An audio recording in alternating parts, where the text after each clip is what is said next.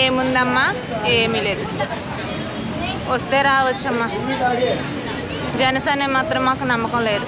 ఎందుకు ఏముంది, మాకు పనులు చేసుకోవడం తప్పితే వచ్చినా మాకు సుఖం ఏం కనిపించట్లేదు. ఎవరు వచ్చినా మాకు కష్టం మాత్రం తప్పట్లేదు నాన్న. పనులు చేసుకునే బతుకుతున్నాం కదా, మాకంటూ గుర్తింపు ఏటుంది? మేస్త్రి పనులు చేసుకునే వాళ్ళకి ఇప్పటికి ఏం పనులు ఉన్నాయి? ఇసుక రేట్లు పెంచేశారు, అన్నీ పెంచేశారు. మా ఆయన అలాగ కష్టపడి ఎండలో పనిచేసి వస్తున్నాడు. సాయంత్రం వచ్చేళ్ళకి ఇంటెద్దులు కట్టుకునే వాళ్ళకి మా పని తెల్లారిపోతుంది.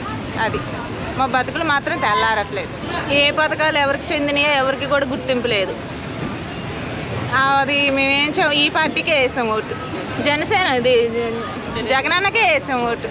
మాది ఒంగోలండి. ఒంగోలు నుంచి వచ్చి మేము పొట్ట చేత్తో ఇక్కడ బ్రతుకుతున్నాం.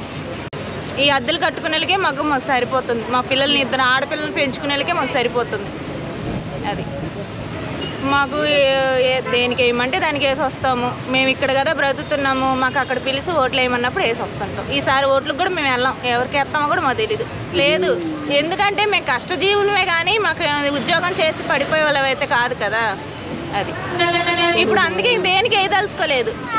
వేస్ట్ అవుతుంది. మరి ఇలా కష్టపడే కంటే అదే బెటర్ కదా. దుర్వినియోగం అంటే మనం ఏం చేయలేం దానికి. నెక్స్ట్ చంద్రబాబు నాయుడు వస్తేనే మంచిది అనుకో. ఏ పథకాలు వచ్చినాయి కూడా మాకు తెలియట్లేదు.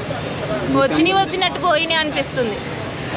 వచ్చినాయి 2 సార్లు అమ్మఒడి వచ్చింది, 3వసారి మరి రాలే. ఆ వచ్చినాయి ఇంటద్ది కట్టుకునే కరెంటు బిల్లు కట్టుకునేకే సరిపోతుంది మాకు. అది ఇంకా ఆయన ఏం చేస్తారో మాకు తెలియదు కదా. 5 సంవత్సరాలు ఈయన వచ్చి మాకు చేసింది ఏం లేదు. ఇంకా ఆయన వచ్చి చేస్తారనేది మరి మనం